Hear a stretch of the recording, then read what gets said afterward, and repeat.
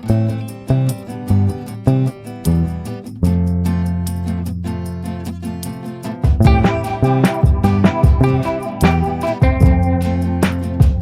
everyone, my name is Dr. Yonit Arthur. I'm an audiologist and strength coach, and I specialize in vestibular disorders. Welcome to my channel, The Steady Coach. Today I'm going to be answering a question that I get frequently here on this channel, and that question is, why do my symptoms tend to get worse in the evenings?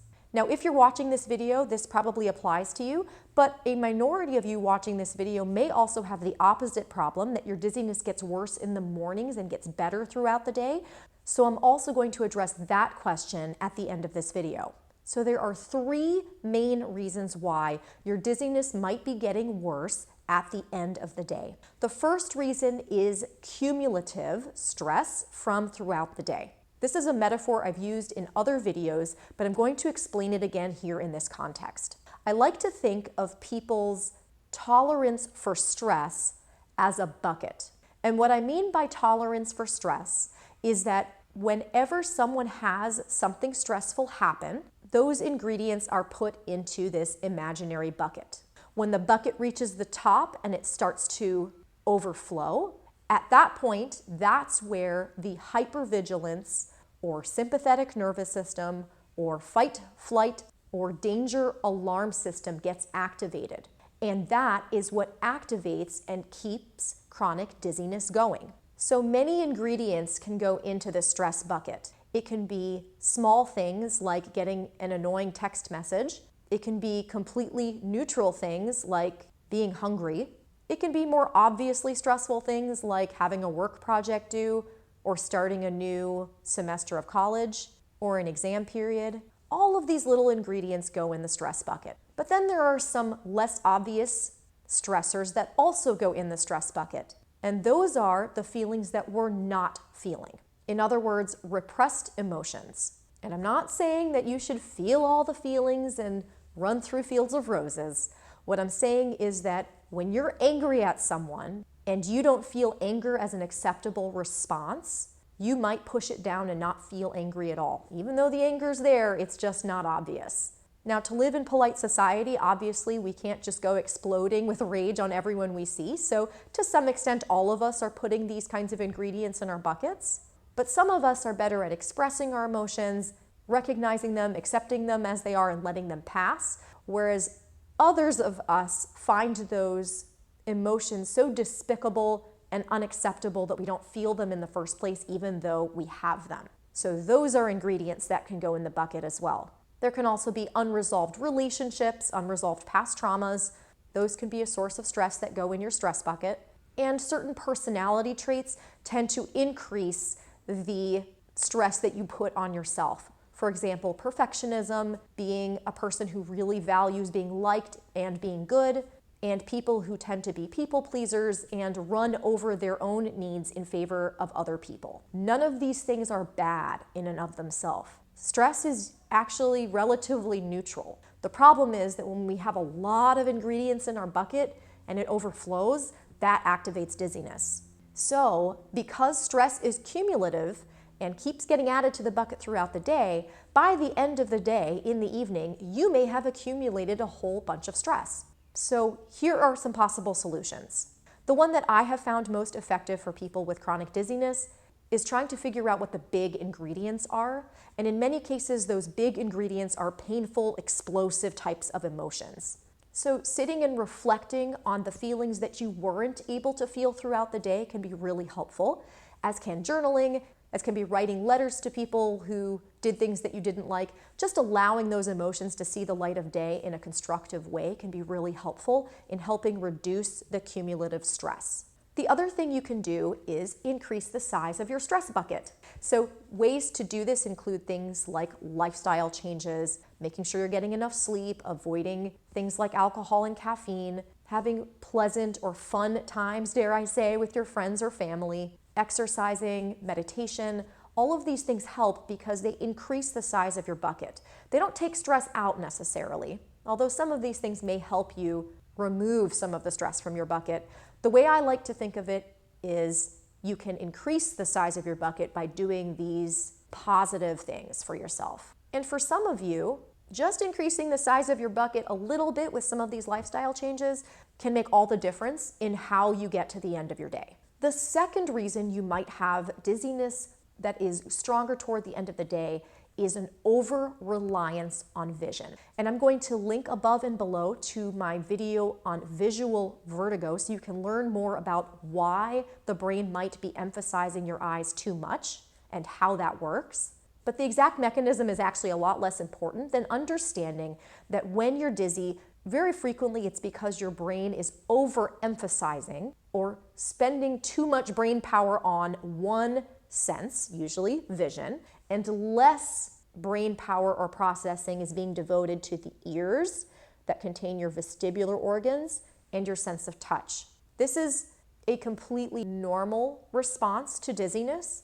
So this doesn't mean there's something wrong with you. This means that your brain is doing a thing. So the most important solution to this is recognizing the role that stress is playing in your symptoms.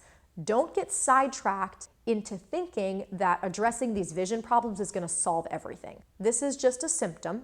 It's not the cause. It's not the mechanism. That said, there are some things you can do to reduce the symptom if it's really bothering you. Simple things like trying to increase the lighting in your room so that your brain has a little more to work with. That can really help. Although again, for others, that actually makes dizziness worse if their eyes are very sensitive. There are also some exercises, again, I mentioned these in the video on visual vertigo, that can help your brain rely a little bit less on your vision. But again, I urge you not to get sidetracked and jump into doing a bunch of exercises because that is not causing your dizziness. This is just a symptom. And if we want to make your dizziness better in the long run, we need to address the cause, not the symptom. The third reason you might be getting dizzier in the evenings is because of conditioning or association. So our brain functions based on predictions, and this is something I talk about a whole lot on this channel. In other words, your brain is constantly trying to anticipate what's going to happen next so that you're prepared. Do you ever notice, for example, that you tend to get hungry in anticipation of a meal at a specific time each day? Or that if you wake up at a regular time every day that you start waking up before your alarm? This is your brain anticipating your needs. And it does exactly the same thing, unfortunately, with dizziness. So in some cases, this is just a simple matter of your brain anticipating and expecting you to get dizzy in the evenings and therefore making you dizzy in the evenings. If this is what's happening to you, then addressing stress is the best way to manage this symptom. But for other people, this symptom has more to do with what the brain has an association with. So I would urge you to ask yourself, what are you coming home to? Are you coming home to an empty house when you'd rather be with other people? Or when you perhaps have some deep-seated feelings about being single or not having a family? Or conversely, perhaps you're coming home to a family who you love and kids who you love, but who are also very demanding on your time and who you might also have some not so pleasant mixed feelings about. As a mother myself, I definitely have this. I love my kids more than anything, and I would do anything for them. But meeting their needs often means that my own needs go unmet. And sometimes I have feelings about that.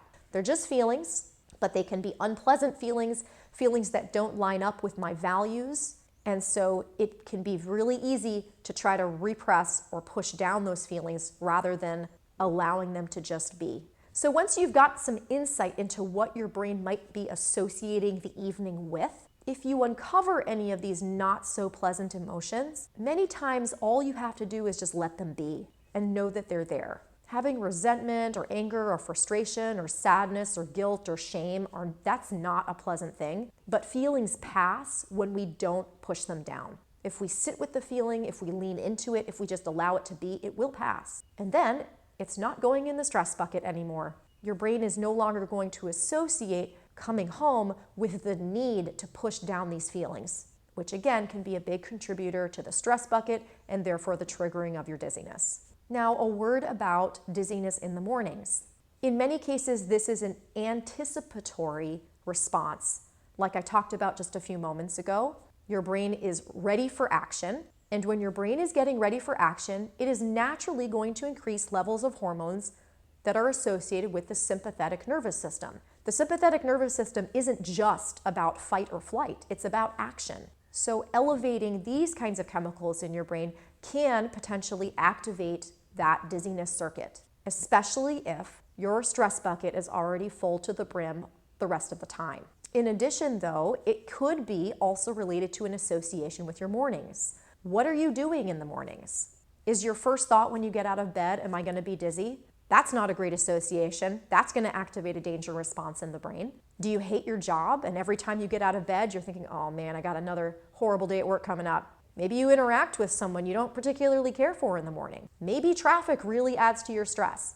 I'm not blaming any of these little stressors for this horrible chronic dizziness that you're suffering. What I'm saying is that they can all be little contributors, and those little contributors are often the ones that push you over the edge. But going back to what I said at the beginning, my experience is that the big contributors are the ones that are hidden from view. So if you are very bothered by dizziness in the evenings, the best work that you can do is to try to get to the bottom of what those hidden stressors might be. And again, we talked about what those are at the very beginning of this video. I hope that was helpful, guys.